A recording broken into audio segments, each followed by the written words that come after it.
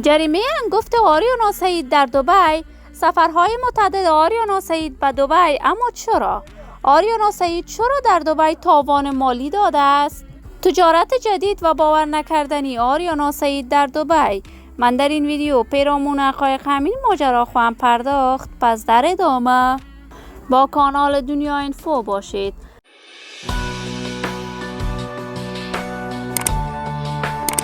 سلام سلامتی ایام به کامتان باد. شما را خوش آمدید میگم به یکی دیگر از ویدیوهای جذاب کانال دنیا اینفو.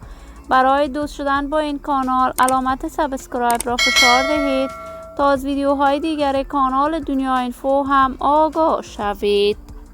آریانا سعید، هنرمند خوش صدای افغان، یکی از چهره‌های مشهور، محبوب و سرشناس در هنر موسیقی افغانستان بوده است. شهرت و محبوبیت آریانا سعید از مرزهای افغانستان عبور کرده است و از آغاز کارهای هنریش تا کنون در میان مردم افغانستان شهرت بسزایش را داشته است.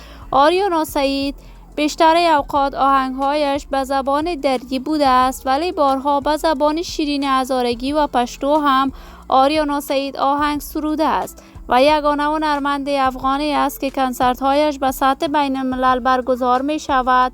دوستداران و طرفداران آریانا سعید در سطح جهان بیشمار بوده است و کنسرت‌های آریانا سعید بیشتر از 10,000 بازدید کننده دارد.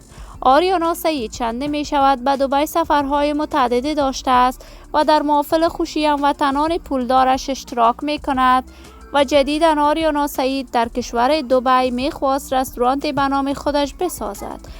با آریانا سعید در دبی به دلیل انتقال پول انگفت جریمه شده است و آریانا سعید قرار است در دبی مانند غزل سادات رستوران‌های زنجیره‌ای به نام خودش بسازد. من آرزوی موفقیت، سعادت و کامیابی برای این بانوی هنرمند از بارگاه عزت الله یزال تمنا دارم. دوستان و همراهان خوب کانال دنیا اینفو، شما هم نظریاتتان را در بخش کامنت با من شریک بسازید.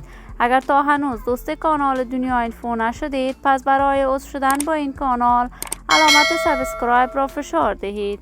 این ویدیو را با دوستان و علاقه‌مندان آریانا سعید به اشتراک بگذارید. تا درود دیگر تمام شما خوبان را به الله منان سپرده موفق و کامیاب باشید.